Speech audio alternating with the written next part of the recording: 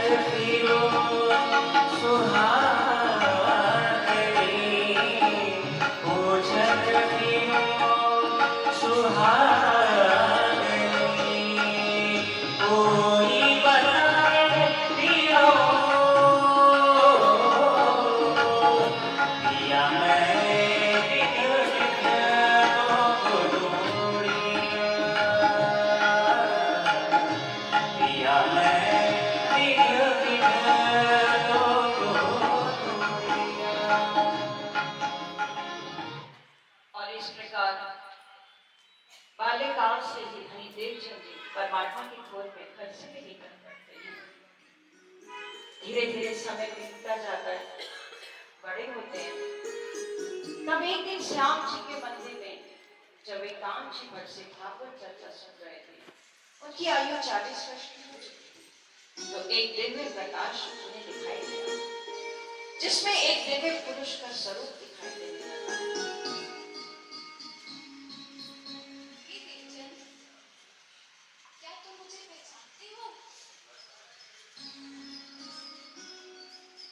मुझे तो बस इतना ही लगता है कि आप मेरे प्राण प्रियतम हैं।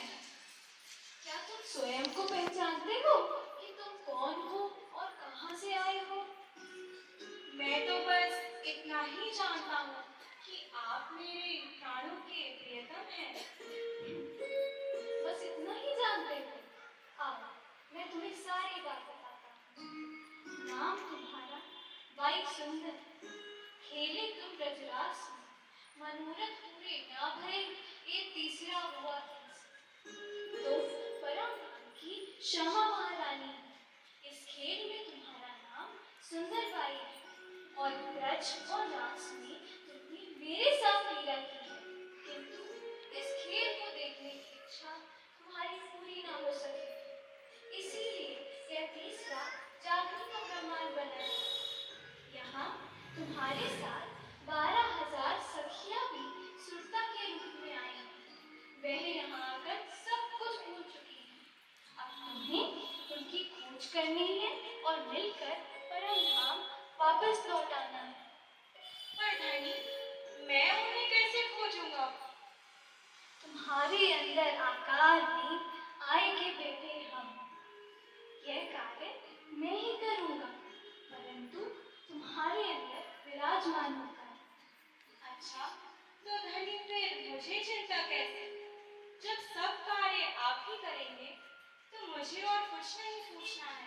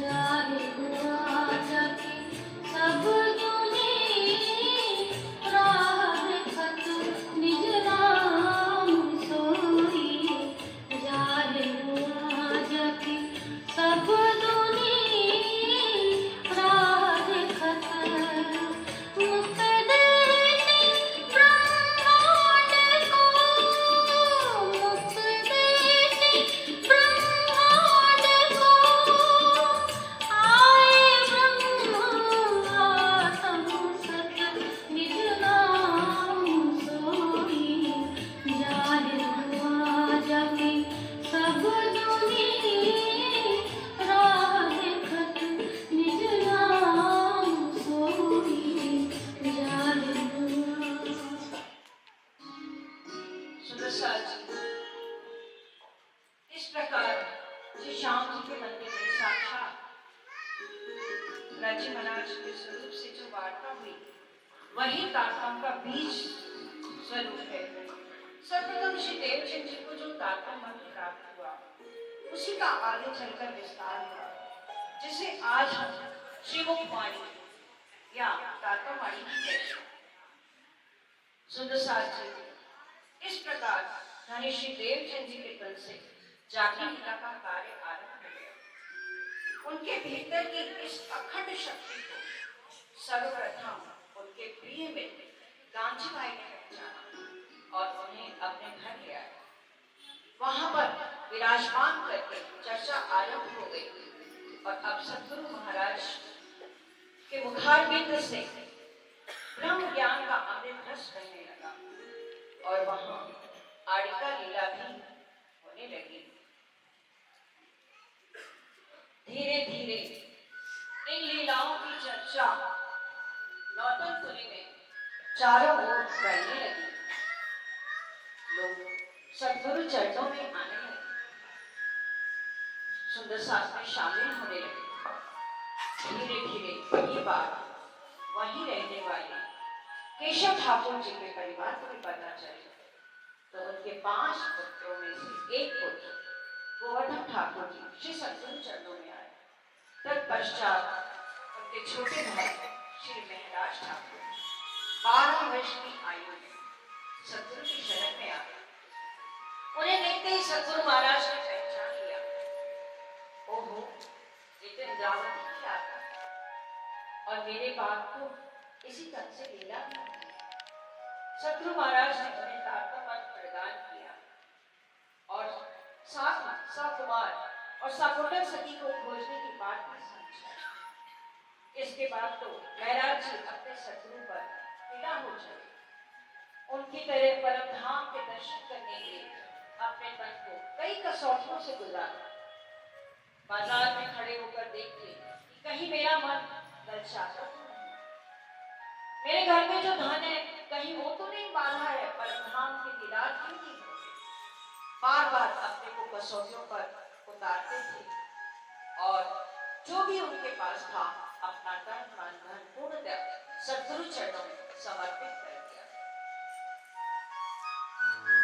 जो जानो त्यों रखो, धनी तुम्हारी मैं। जो जानो त्यों रखो, धनी तुम्हारी मैं।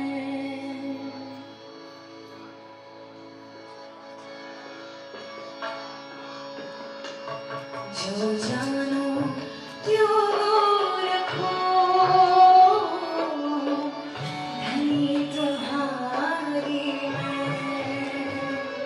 जो जानो त्यों रखो,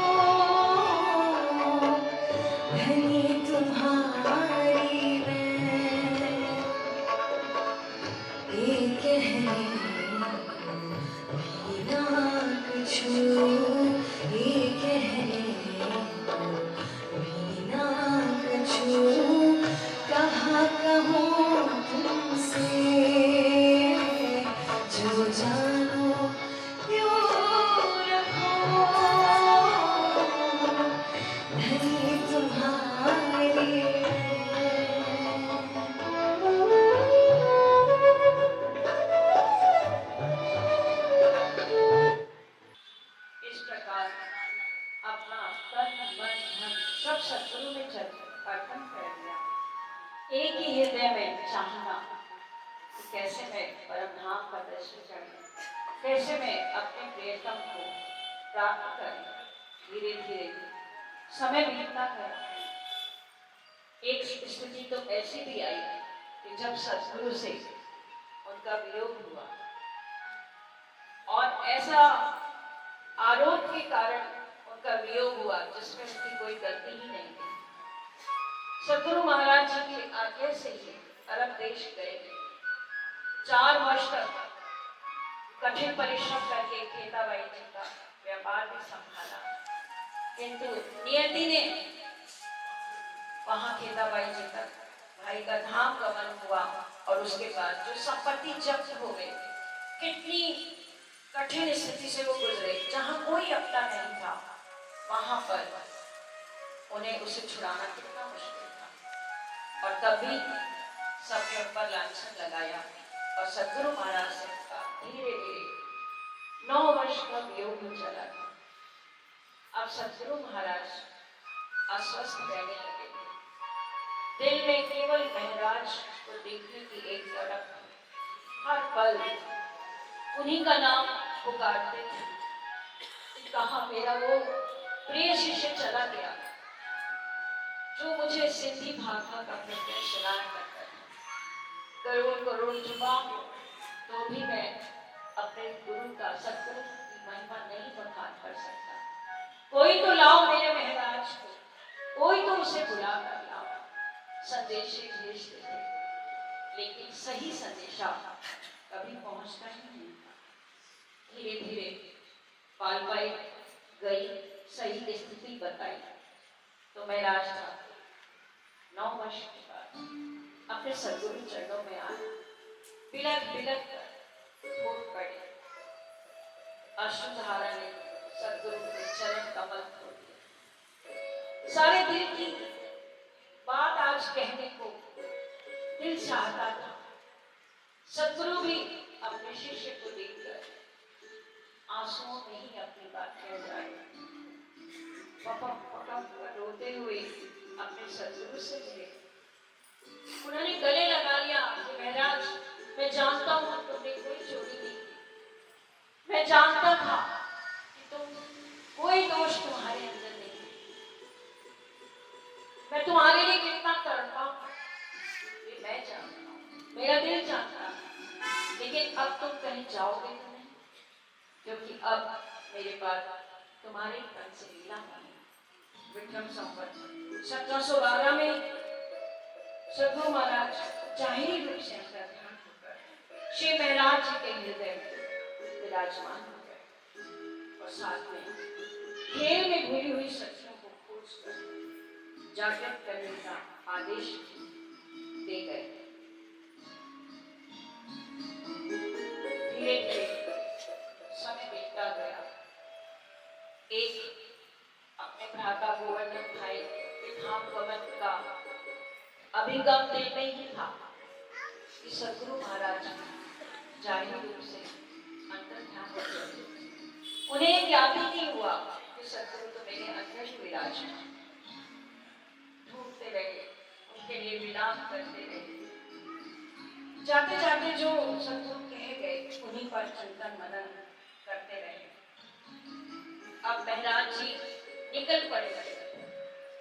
अपने सतगुरु के आदेश को शिरोधार्य करके सतगुरु ने आदेश दिया था भूली हुई रूहों को घर ले आना, शाकुंतल शाकुमार को लाना।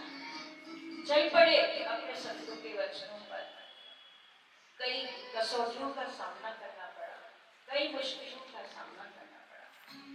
कभी चोरी का इल्जाम तो कभी संपत्ति हड़पने का आरोप। एक समय तो ऐसा आया जब उन्हें अपनी पत्नी फूलबाई का भी त्याग करना पड़ा अपने सुंदर साथ के लिए। और वो फूलबाई जी का भी कितनी विशाल महिमा, खड़े खड़े ही कह दिया विधानी घर मत आई। बिहारी जी ने उन्हें कह दिया था कि पत्नी चुनो या सुंदर साथ, तो उन्होंने सुंदर साथ को, उस पत्नी ने कहा कि नहीं आप सुंदर साथ को चुनो।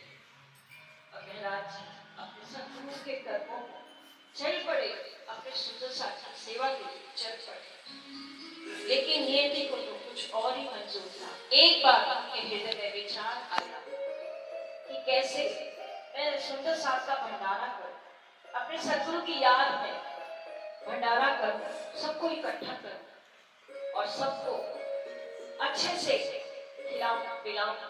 तो खाद्य सामग्री, महंगे महंगे वस्त्र, बिहारी जी के लिए राजघराने में जैसे वस्त्र पहने जाते हैं वैसे वस्त्र अपने बेटों से इकट्ठे किए और उनके चरणों में समर्पित किए। लेकिन नियति को तो कुछ और ही मंजूर था। राजघराने के वस्त्र, आभूषण, अन्य सामग्री चोरी करने का इल्जाम लग गया और उन्हें हौसा में नजरबंद कर दिया गया। सुंदर साथ जी, क्यों ऐसा हम पर पहुंचाया सखत बखत,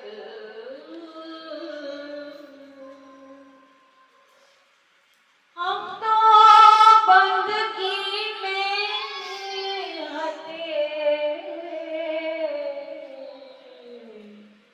क्यों किया ऐसा चित, क्यों किया ऐसा चित। एक तो कारज कारण है धनी को करने, विश्वास ते माया का हुआ धक्का इन समय, विश्वास से माया का हुआ धक्का इन समय। हे धामधनी, मैं जो कुछ भी कर रहा था सुंदर साथ की सेवा के लिए ही कर रहा था। इसमें मेरा कोई निजी स्वार्थ तो था ही नहीं। फिर मुझ पर इतना अत्याचार क्यों हुआ? निर्दोष होते हुए भी मुझे कदम कदम पर मुश्किलों का सामना क्यों करना पड़ रहा है? मैं अब पूरी तरह से निराश हो चुका हूँ। आखिर किस तरह लड़ूं मैं इस माया से? हे धामधनी, ऐसे संसार में रहने से तो अच्छा है कि मैं ये शरीर ही त्याग दूं। हे धामधनी, अब आप मुझे अपनी शर्त में ही ले लीजिए।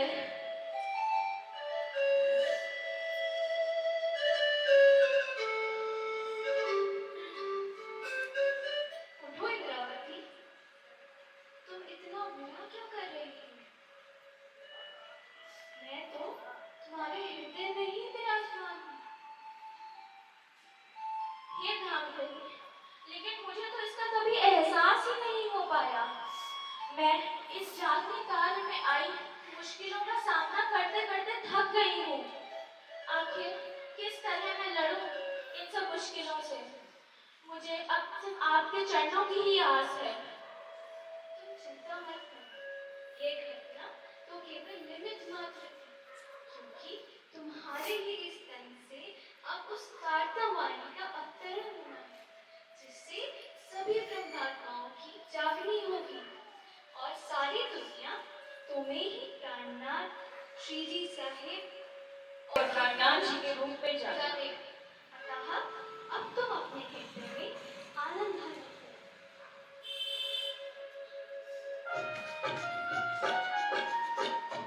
तुम आए सब आइया, दुख दया सब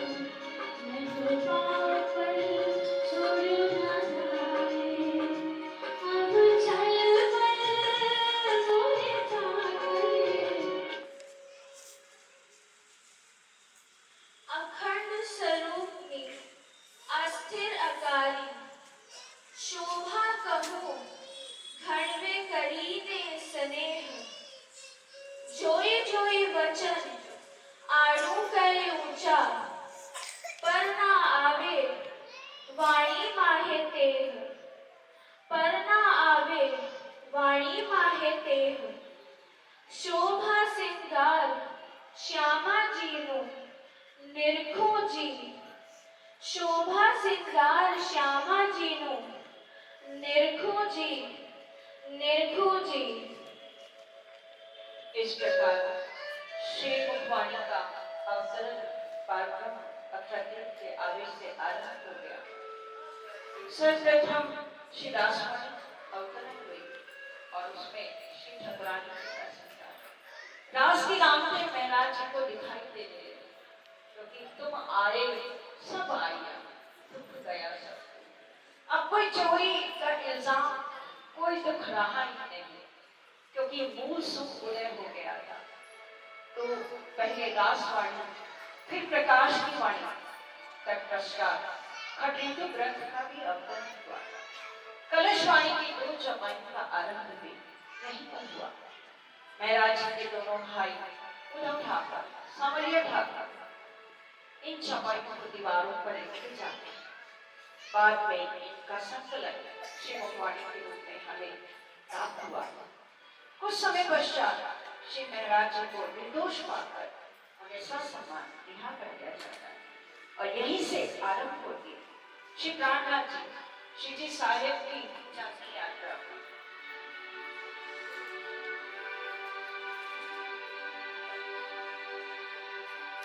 श्री जी साहेब की ये जाति यात्रा दीप बंदर से आरंभ होती है, फिर ठट्ठा नगर, मस्तक बंदर, अब्बासी बंदर, नलिया, सूरत होके दिल्ली, उदयपुर, मंदसौर में आ जाता है। इस यात्रा में चिंतामणि जी, जयराम भाई जी, भैरव ठक्कर जी, लक्ष्मण सेठ जी आदि कई ब्रह्मात्माओं की जाते हैं। सभी सुंदर साथ अपने घर बार छोड़कर श्री जी साहब के साथ होते चले गए। इस यात्रा में मोमिनों को कई कठिनाइयों का सामना करना पड़ा। नंगे पांव चलते थे, कभी धूप, कभी सर्दी, कभी बारिश, सभी मौसमों की परेशानियों को सहन किया। इन परिस्थितियों का अनुभव करने के लिए आइए हम सभी मिलकर विक्रम संवत 1737 में मंदसौर की धरती पर चलते।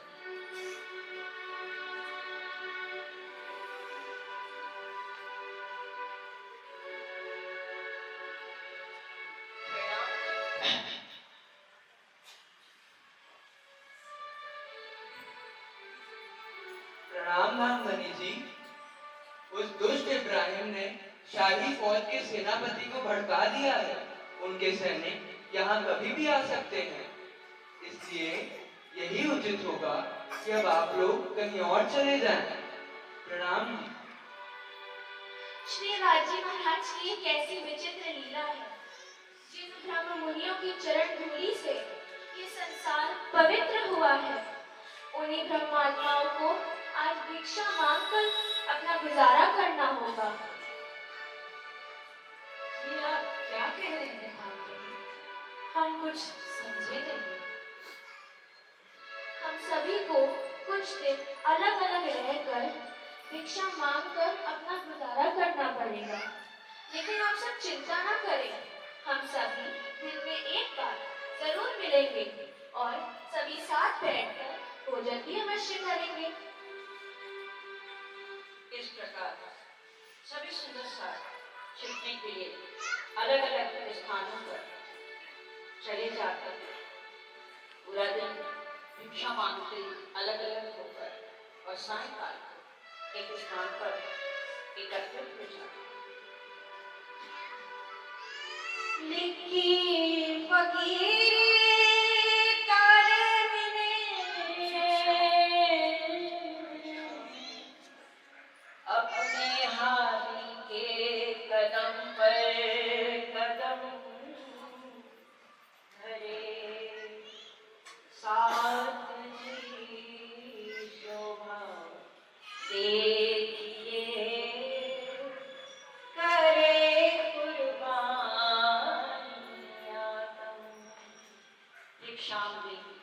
भिक्षान होती। हर घर में जाता, किसी के घर चना मिलता, किसी के घर गुड़, तो किसी के घर कभी कुछ भी नहीं। जो रूखा सूखा मिलता अपनी झोलियों में लेकर चले आता। और शाम को बाईजी राज महाराज बहुत प्रसन्नता से उनका स्वागत करते। बाईजी महाराज महारानी जी की महिमा 5000 सुंदर साल को पहले स्वयं और उसके बाद स्वयं भोजन ग्रहण करते थे। आइए आइए सुंदर साथी, अपनी झोली मुझे दे दीजिए। सभी की झोली लेकर श्री बाईजी महाराज ने सभी भोजन को एक साथ मिला लिया। एक थाली रखी और सब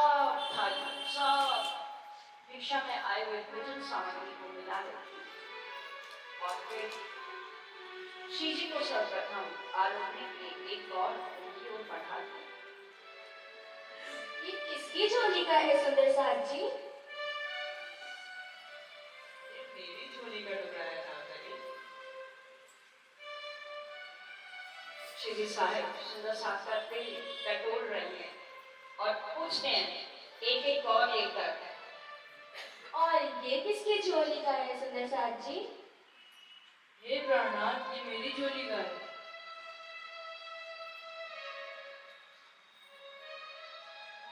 और ये कौन लाया है प्यारे साथ जी?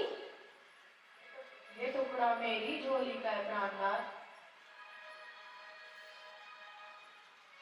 सुंदर साथ जी, अब आप सभी भी प्रसाद ग्रहण कीजिए।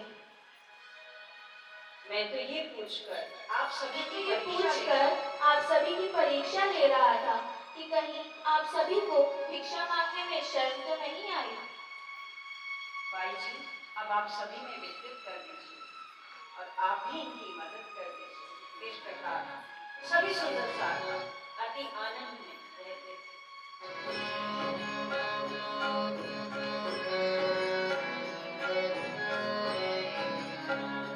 सदा आनंद मंगल में रहिए, सदा आनंद मंगल में रहिए, सदा आनंद मंगल में रहिए, सदा आनंद मंगल में रहिए। महाप्रसाद और चरणामृत, महाप्रसाद और चरणामृत, ये सुख साथ में पाइए। श्री आनंद मंगल श्री धाम की जय, श्री आनंद मंगल श्री धाम की जय। और इस प्रकार सुंदर साथ ने 8 महीने तक मंदसौर में भिक्षा मांगकर गुजर रखे। सुंदर साथी हम अपने दिलों में हाथ रखते बताएं, क्या हम 8 घंटे भी ऐसी स्थिति में रह सकते? ये मोमियों की कुर्बानी है। ये सिखाते हैं हमें कैसे रहना है, कैसे एक बार अक्षर की पहचान करें कि बस तू ही मेरा परमात्मा है। आप जो कहोगे हम पिता हैं उस पर, जैसे रखो जो चाहो तो रखो। तब जाके कश्ती के लिए बाधा बनते हैं, शत्रु के बाधा बाधा। धीरे धीरे श्री जी साहिब की यात्रा में 5000 से भी अधिक सुंदर साथ शामिल हुए, जिन्होंने पल भर में ही अपना घर पर सब छोड़ दिया। श्री जी साक्षात अक्षर की पहचान कर सबने उनका साथ किया, लेकिन श्री जी को तो तलाश थी एक ऐसे राजा की जो मुगल शासकों से लोहा ले सके। यात्रा करते हुए विक्रम संवत 1740 में श्री जी पटना जी पहुंचते हैं और वहां सभी सुंदर साथ के साथ अमराई घाट में अपना डेरा लगाते हैं।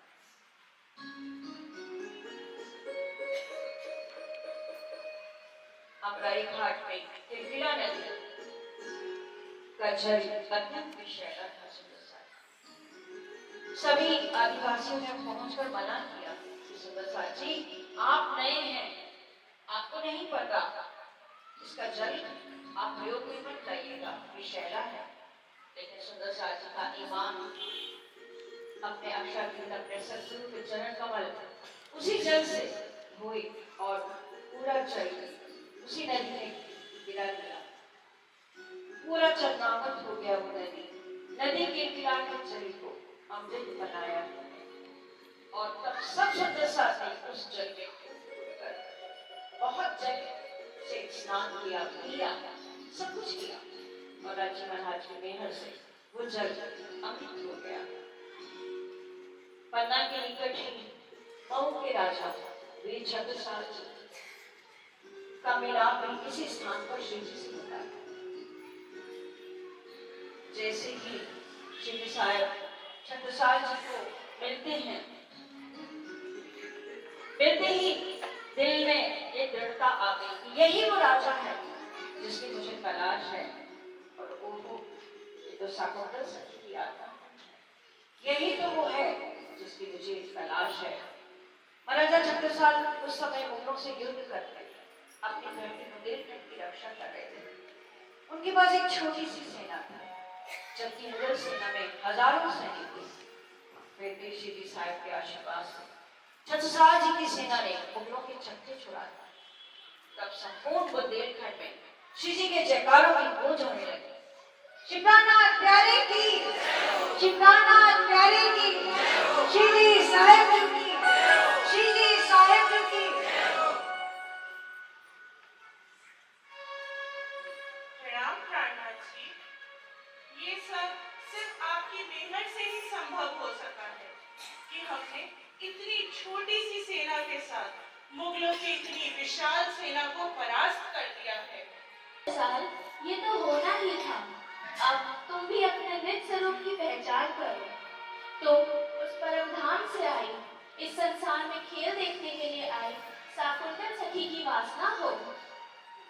आपके पास बैठकर मुझे ये एहसास हो गया है कि आप ही वह उन निष्कलंक अवतार हैं जिनकी मैं वर्षों से प्रतीक्षा कर रहा था, और वो अब मुझे आप में प्राप्त हो गए हैं। आओ छत्रसाल, यहाँ बैठो। अब तुम्हारा तारतम मंत्र ग्रहण करने का समय आ गया है। तुम भी तारतम मंत्र ग्रहण करो और सुंदर साथ में शामिल हो जाओ। शिवनाथ प्यारे की, शिवनाथ प्यारे की, श्री जी साहिब जी की, श्री जी साहिब जी की। मुझे ये तारतम ज्ञान प्राप्त हुआ है, और अब इस ज्ञान को प्राप्त करके मुझे पाताल से लेके परम धाम तक की वास्तविकता दिखाई देने लगी है। अब मुझसे ये सांसारिक कार्य व्यवहार नहीं होंगे। छत्रसाल, आज से इतिहास में तुम्हारी बहादुरी के गुणगान गाए जाएंगे और संसार तुम्हें अमृत मोमिन के नाम से भी जानेगा, और ये पन्ना की धरती सदा ही हीरे उगलेगी। हे मेरे धाम देवी, मुझे आप में उस जुगल स्वरूप की शोभा दिखाई देने लगी है। अब आप मेरे साथ मेरे महल चल के विराजमान हो जाइए, और साथ ही साथ मुझे इन सुंदर सा और ब्रह्मनियों की सेवा का मौका प्रदान करें। चलिए प्राणनाथ। पहले नाता हम भये, गुरु को दीनो शीस, पीछे दाता गुरु भये, सब कुछ कियो बख्शीस, सब कुछ कियो बख्शीस। चौपड़े की हवेली मिले, कहाँ पधराए श्री राज, चले आ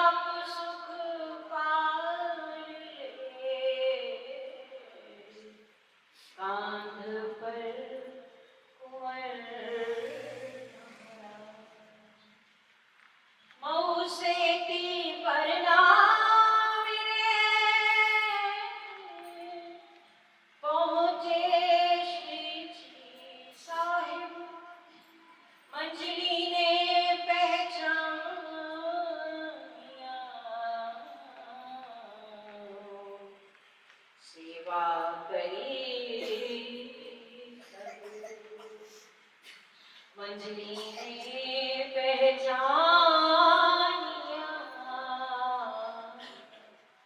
सेवा करिए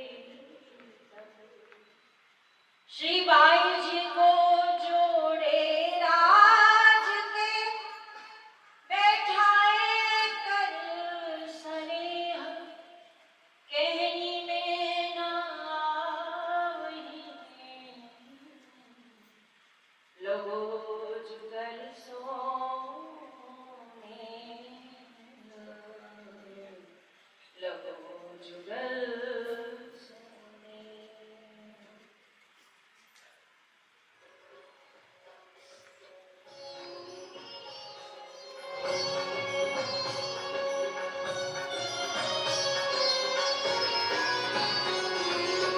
पूरे ब्रह्म से न्यारे, आनंद अखंड अपार मेरे वाला रे, आनंद अखंड अपार, आनंद अखंड अपार। शिव सदकालिक आजिक किंचित शेष न पावत पार मेरे वाला जी, शेष न पावत पारे, शेष न पावत पारे।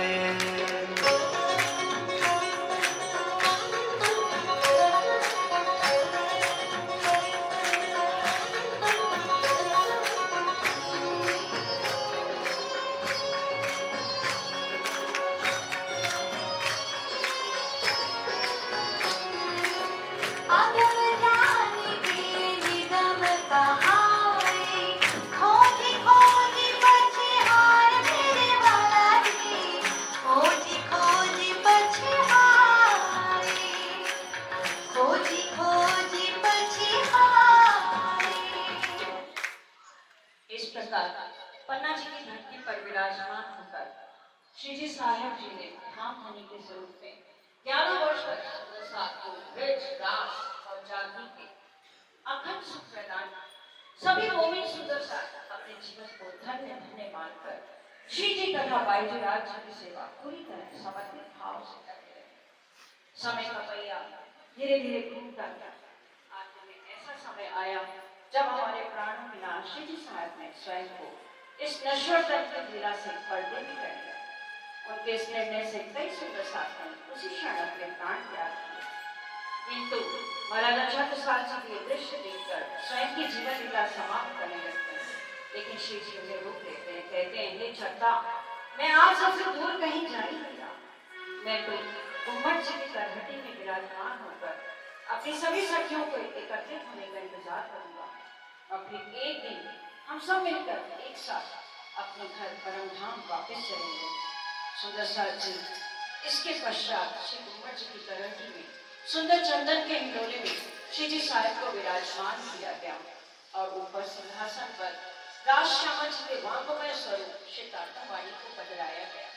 उस समय से आज तक हम सभी सुंदर साथ इस वाणी को ही धनी का साक्षात स्वरूप मानकर उनकी सेवा पूजा करते हैं, और हमारे दिल की हर अर्जी को ठाम स्वीकार करते हैं।